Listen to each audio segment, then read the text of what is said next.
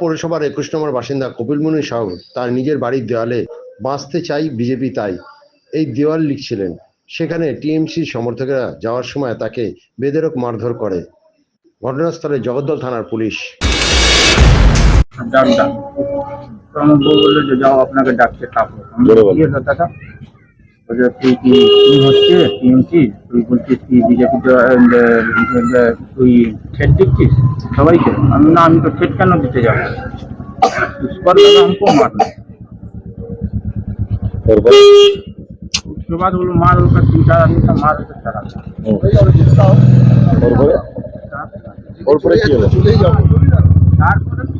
তারপরে আমি বাড়ি আবার এবার এখন বউ দিকে। কেন মারধর করেছে আপনাকে? হ্যাঁ, যে বাড়তে চাই বিজেপি চাই দেওয়াল লিখেছিলাম, তখন থেকে এই অভিযোগ যে মারবো এই আজকে মেরেছে। কোথায় আপনি লিখেছিলেন? কত নম্বর ওয়ার্ড এটা? হ্যাঁ, 21 নম্বর ওয়ার্ড। বিজেপি করবেন বলে? হ্যাঁ। আপনার নাম ছিল? 3 জন ছিল। নাম জিজ্ঞেস। ওর সাথে কারা কারা ছিল? তো তাপস ছিল, কুকুর ছিল, আরো একটা ছেলে ছিল। আপনার নাম? আমার নাম কপিলমুনি সাহা। আপনি কি করেন? আমি জুট মিলে চাকরি করি। এমনি পার্টি করেন? হ্যাঁ, পার্টি করি। কোন পার্টি করেন? হ্যাঁ, ভারতীয় জনতা পার্টি।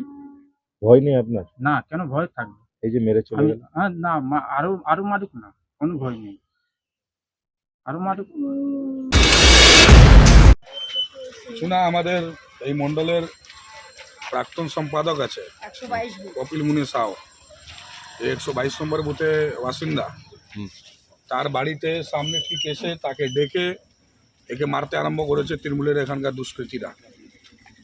যেহেতু এনার বাড়িতে এসে এখন আমাদের ভারতীয় জনতা পার্টি বাঁচতে চাই বিজেপি তাই এই দেওয়ালটা এখানে লেখা হয়েছিল, সেই দেওয়াল লেখার জন্যে মূল প্রস্তুতি নিয়েছিল কপিল, বলে তাকে আজকে 2 দিন করে টার্গেট করে মেরেছে। ঠিক এর বাড়ির সামনে ধরে পেটাতে শুরু করেছে। এখনই তো ভোট আসেনি, এখনো দেরি আছে, এখন কেন এরকম সন্ত্রাস করেছে? তৃণমূলের কাছে তো আর কিছু নেই, সাধারণ মানুষ তো নেই। বাঁচতে চাই বিজেপি তাই যেটা লেখা হচ্ছে তার জন্যে মারছে, মানে কথাটা সত্যি বলে গায়ে লাগছে। থানায় কি অভিযোগ করবেন? এখনই অভিযোগ করাবো, অভিযোগ করতেই হবে। আর পুলিশকে আপনাদের মাধ্যমে বলছি, অভিযোগ করার পর যদি এইসব দোষীদেরকে শাস্তি না দেওয়া হয় তাহলে কিন্তু মুভমেন্টও আমাদেরকে নামতে হবে। দাদা, এখানে বিজেপি দেওয়াল লেখা হয়েছে, আমাদের কেউ ছেলে যদি একটা ওর গায়ে চড় দিয়ে থাকে বা একটু কিছু বলে থাকে, আজকে দেওয়াল লেখা হয়েছে 1 সপ্তাহ আগে। দেওয়াল লেখা হয়নি, চুন করেছে। না, একটা দেওয়াল বিজেপির লেখা হয়েছে, সেটা আমরা কেউ কিছু বলতে যাইনি, আজ পর্যন্ত ওকে বলতে যাইনি। আমরা কালকে দেওয়ালটা ব্লক করেছি, যে দেওয়ালগুলো খালি ছিল সেই দেওয়ালগুলো আমরা ব্লক করেছি, টিএমসি লিখেছি। আজকে চুন করতে আমরা আরম্ভ করেছি। ও মদ খেয়ে এসছে, বলছে 2026-এ আমি দেখাবো, আমাদের দেওয়ালগুলো নিয়ে নিচ্ছ তোমরা। আমরা বিকালবেলা গিয়ে জিজ্ঞেস করলাম, ওর বউ বাচ্চা সবার সমেত ছিল। আমরা বললাম কি তুই এরকম কেন করছিস, আমরা তোদের দেওয়াল যদি নিয়ে থাকি তোরা বল, তোদের দেওয়াল আমরা ফেরত দিয়ে দেবো, কিন্তু নোংরা আরব আমাদের উপরে লাগাস না। তোরা এখানে ভালো করে থাকছিস, আমরা তো কোনোদিন বলতে যাইনি তুই বিজেপি কেন করছিস, তুই বা সিপিএম কেন করছিস বা আদার্স পার্টি কেন করছিস, আমরা তো কোনোদিন তোকে বলতে যাই না। তারপরে এই তর্ক বিতর্ক হয়েছে, তর্ক বিতর্ক পরে আমরা সব নিজে বাড়িতে চলে গেছি।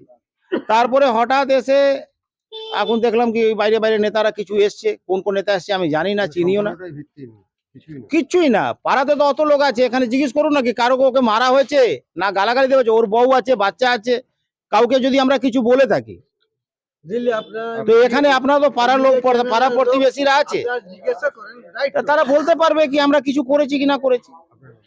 চন্দ্রশেখর সাউ।